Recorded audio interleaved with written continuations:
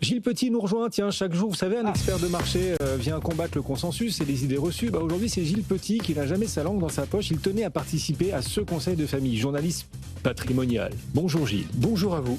Bonjour. On va parler d'ESG, des acteurs du pétrole et de l'essence cotés aussi. Il y en a beaucoup aux États-Unis, quelques-uns en Europe. À propos des biocarburants, beaucoup disent que les biocarburants, c'est l'avenir. Les biocarburants sont tellement bons pour l'environnement que les avantages fiscaux dont ils bénéficient déjà devraient être reconduits. C'est ce que certains pensent et défendent. Pas vous, vous dites bullshit. Vous foudroyez cette idée que les biocarburants, c'est bien. Absolument, je foudroie cette idée, surtout que ça a été l'objet de gros débats et d'une petite polémique dont BFM s'est fait l'écho, notamment sur effectivement les abattements fiscaux dont bénéficient les biocarburants. Donc les biocarburants, c'est pas forcément bon pour la planète. Ça a l'air un petit peu contre-intuitif, hein. Enfin, il constitue quand même, à moins que j'ai loupé un épisode, mais une solution valable pour lutter contre le réchauffement climatique, réduire l'empreinte carbone de la France. Enfin, c'est plus valable que beaucoup d'autres solutions, non ? Écoutez, en fait, ce que vous venez de dire, ça illustre parfaitement le niveau d'information. Oh, mais c'est le niveau d'information dont disposent aujourd'hui les Français et les consommateurs sur les biocarburants eux-mêmes. Alors peut-être parce qu'il y a bio devant carburant. Vous savez, dès qu'on met bio sur un paquet de gâteaux, d'un seul coup, ça devient magique. Ça prend 10% dans le prix. Et puis en plus, c'est pas tellement plus bio que le reste du bio. Mais bref, pour pouvoir répondre à votre question, et si je veux répondre à votre question, être tout à fait honnête, effectivement, l'idée du biocarburant, c'est fantastique. Qu'est-ce que c'est le biocarburant ? C'est de retirer les dérivés du pétrole pour prendre des dérivés de produits agricoles pour faire des carburants. Donc dans l'idée, oui, vous n'avez pas loupé un épisode. Les biocarburants, c'est plutôt super bien. C'est d'ailleurs tellement super bien que aujourd'hui, vous avez des véhicules, des poids lourds qui roulent avec des biocarburants et qui bénéficient de la vignette critère 1, qui est une vignette qui est exigeante et surtout bien supérieure à celle que j'appose sur le pare-brise de mon véhicule personnel. Au moins, vous avez l'honnêteté de le dire. Qu'est-ce que vous trouvez à redire à tout ça ? Qu'est-ce que vous leur reprochez ? Alors moi je leur reproche, c'est pas moi qui leur reproche, ce sont les études. Le problème de ces biocarburants qui font débat aujourd'hui, c'est simplement que ils ont été lancés il y a quand même un certain nombre d'années. Ils ont été lancés sur la base de projections qui étaient évidemment extrêmement optimistes. Songez que en 2010, on annonçait que ces biocarburants allaient permettre de réduire les émissions de gaz à effet de serre de 50 à 70%. Le hic, c'est qu'aujourd'hui, on dispose du recul nécessaire pour savoir que finalement, c'est pas tout à fait le cas, que les biocarburants tels que, alors justement, le fameux B100, qui est un biocarburant utilisé par certains poids lourds, a en fait un bilan environnemental qui est aussi désastreux que celui du véhicule diesel. Et je vous parle même pas des effets collatéraux qu'on n'avait pas tellement mesurés au moment de lancer ces produits fantastiques dits biocarburants. Donc c'est ça le problème en fait, Gilles, c'est que ces biocarburants en fait, ça consomme énormément de ressources naturelles.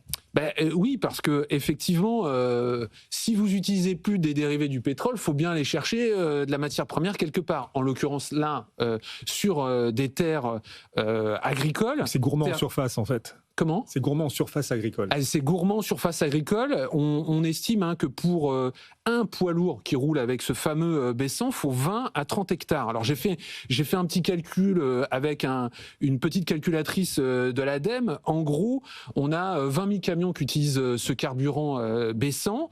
En France, ça représente à peu près 1,4 million 1,4 million de personnes qu'on pourrait nourrir avec, puisque il faut étendre les surfaces agricoles et donc on doit de fait produire davantage, notamment de colza. Ce que vous voulez dire, c'est que les 20 000 camions qui en France utilisent des biocarburants, ces 20 000 camions utilisent pour fabriquer ces biocarburants autant de surfaces agricoles que celles qui permettraient de nourrir 1,5 million d'habitants. Oui, quasiment. Alors c'est à la louche, c'est un calcul à la louche, il faudrait rentrer dans les détails. Mais si les 20 000 camions transportent des aliments, est-ce que ça règle le problème ? problème?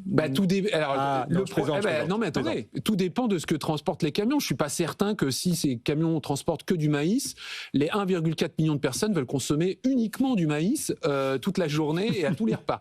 Donc voilà, non mais le débat est là, donc c'est-à-dire l'extension de cette surface-là. En plus, pour le B100, c'est de l'huile de colza. Donc l'huile de colza, vous êtes des fins gourmets comme moi, vous savez que c'est riche en oméga 3, en oméga 6, que c'est pauvre en graisse, que c'est moins cher que l'huile d'olive et que donc l'huile de colza qu'on produit pour ces biocarburants, on l'utilise pas pour la cuisine, donc ça pèse aussi sur les prix pour la ménagère dans son panier en bout de chaîne. Là, on va parler d'un sujet qui m'intéresse parce que je suis parti au crash test aussi, c'est le 85. Oui. Le superéthanol. Donc, on rappelle le principe, quand vous roulez au superéthanol, vous consommez 15% de plus que si vous rouliez avec de l'essence normale. Donc, vous rejetez 15% de plus de CO2 dans l'atmosphère. Ah oui, mais attendez, on vous explique que la plante qui a servi à le fabriquer a déjà mangé l'équivalent, et voire même plus, de CO2 avant d'être distillée pour fabriquer du carburant. Ok, mais au final, même le bilan de l'E85 n'est pas si bon que ça. Il n'est pas si bon que ça parce que c'est ce qu'on disait à l'instant, on est obligé d'exploiter davantage de ressources.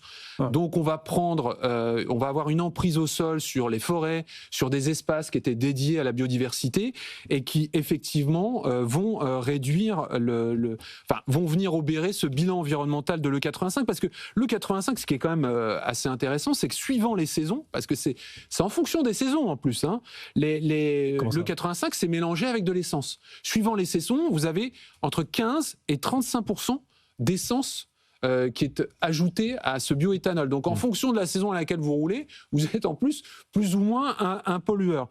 Donc, finalement, le bilan environnemental de ces biocarburants, c'est une grosse catastrophe. Si je peux ajouter un mot, parce que je vois Guillaume qui s'agite dans son coin et qui me fait des grands signes comme ça en disant non, arrêtez, on va se faire envahir par la FNSEA et le lobby agricole. Le problème de ces biocarburants, c'est qu'un, ils sont de seconde génération. Deux, effectivement, on a donné, en promouvant ces biocarburants, on a donné beaucoup de pouvoir à des lobbies qui sont agricoles, et qui sont aussi industriels dans la production de sucre, mais je ne cite personne. Vous retrouverez les noms sur Internet. Oui. Et maintenant, vous avez des députés qui ne veulent pas réduire les avantages fiscaux de ces biocarburants. Donc, on est face à une entreprise maintenant de greenwashing sur ces carburants-là. C'est vraiment dommage. Des députés et un dépité, c'est vous. Vous êtes dépité face à tout ça.